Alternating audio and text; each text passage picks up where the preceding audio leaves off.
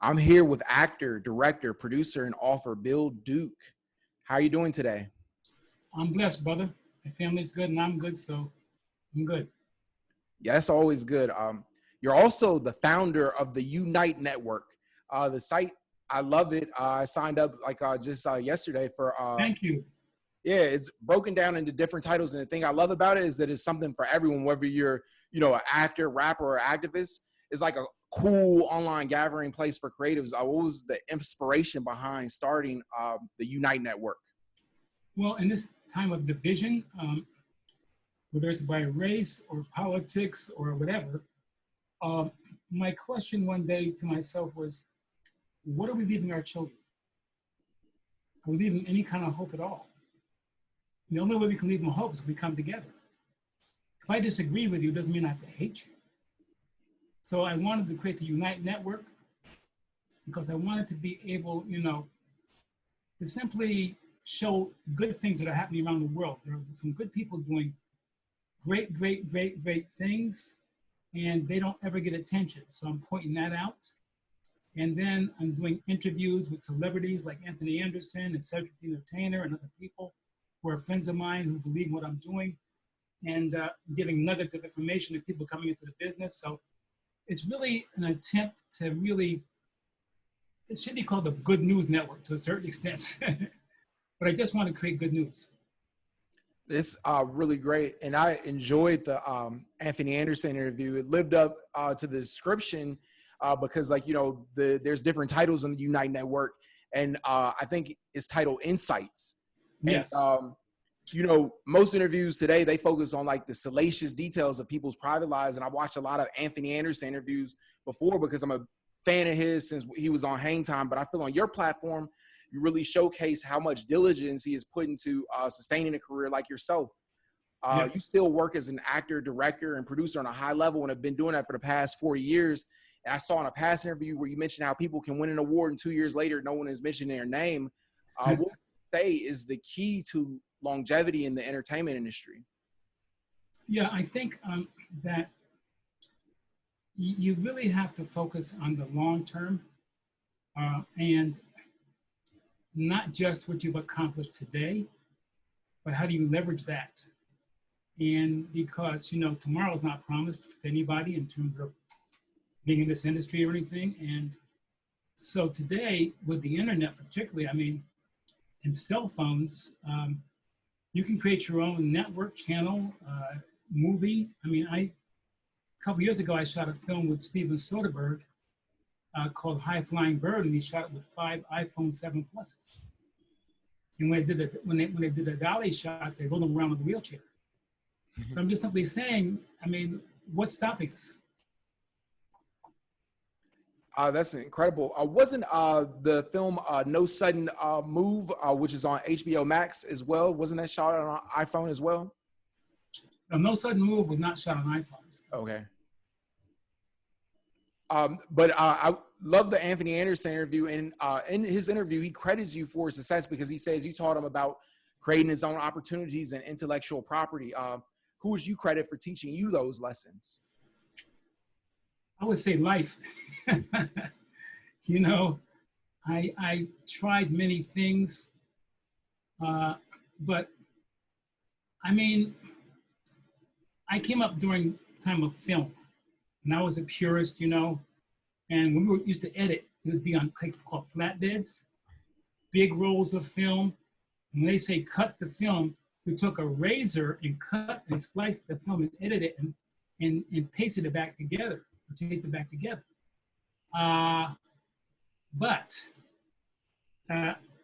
once digital came along, either you ride the boat or get off the train. You know what I'm saying? You have to be able to adjust and adapt, and that's what I've been trying to do.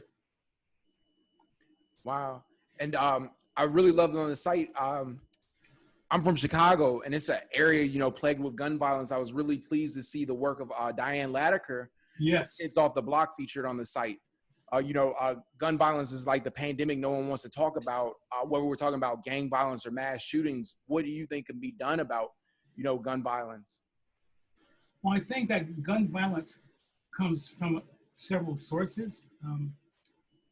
I think lack of awareness and education is one. Extreme poverty is another one. Anger. So I think that, you know, and drugs, which is a big, big, big issue in our community. I think they all have to be approached from different angles, but it's not just one issue. You know what I'm saying? It's not just, we're graduating. Are you aware of the fact that we're graduating young people from high school with second grade reading skills? Right. How do you survive in a global economy with a second grade reading skill? I think that's called prison, right? Yeah. So you're a part of an incredible ensemble cast for the film No Sudden Move, which is on HBO Max. It's set in 1954 Detroit, and you play a kingpin named Aldrich Watkins. What was it like becoming that character and filming in Detroit? Well, filming in Detroit, you know, I was shocked because I don't know if you've been there recently, man, but Detroit's coming back. I mean, they're rebuilding things. They're renovating the old, beautiful structures. The parks are beautiful. They're getting rid of the homeless situation. It's really, really coming back. So it's a great pleasure filming there. And working with Stephen again was wonderful. And the wonderful actors, of course. You know, it was a great collaboration. Don Cheadle and Matt Damon and others. It was really fun. And they're talking about a great, an increased film incentive in Detroit also. Yeah, film incentive is always nice. You've written a poetry book, The Works of the Invisible Man, a collection of eclectic prose, and then a coming of age, the story, the journey. Does writing energize or exhaust you?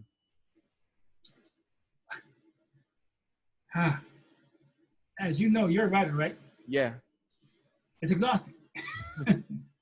It's energizing at the same time. Because you are giving your voice. And that's something that's wonderful to be able to do. And writing my autobiography, 40 years on screen and behind the camera, that was very difficult because the industry part of it, giving nuggets of advice, was okay, but I had to also get to my personal life. Right. And that's creates a vulnerability. And that was one of the harder things to do. Yeah, in your autobiography, you're very vulnerable, and we learn you experienced some trauma early on in life. You know, what would be your advice to, you know, survivors of sexual abuse? Well, I don't know if I think it impacted my life in a way that it's hard to explain. I've never been married because of my issues with women from that female babysitter and what she did to my sister and I. I'm not using it as an excuse, but people say get over it.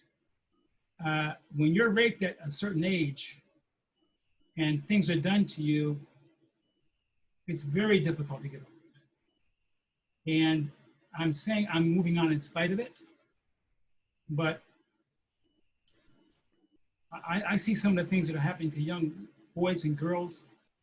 I mean, that their uncles, aunts, and parents are raping them. I think these are the people you're supposed to trust. And these are the people taking sexual advantage of you when you're 4, 5, 6, 7, 8, 9, 10 years old. I mean, I don't know.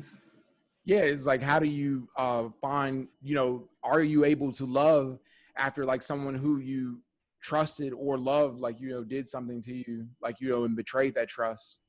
Yeah. People say get over it, and I to a certain extent, I've gotten over it, but it's still haunting to a certain extent in terms of trust issues. It's in a subliminal. It's not like, you know, every time, you know, I'm with a woman, I see that. No, it's not that. It's just like certain things occur. What would be your advice for people overcoming addiction?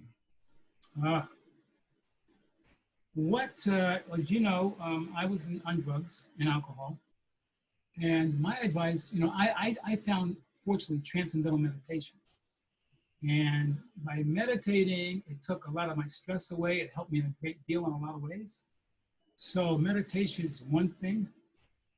Put your hand in God's hand is always. I mean, I didn't do it. God did it. God got me out of that. Stay prayed up and you have your faith to believe in God and yourself, and eventually you come out of it. There's no magic cure. People tell you, well, take this and do that. No, it's a struggle.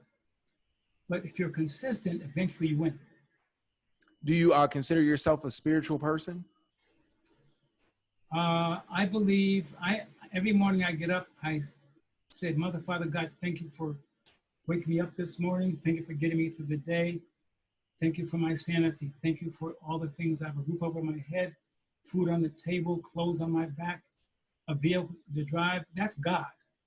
And when I go down the street and I see people in those bad situations, I just say, thank you, Father. 40 years, you've accomplished so much in your career. What's on your bucket list? Well, I still want to direct some feature films. This network, I hope will be successful, YOUNITE, because I think it's going to bring hope to young people.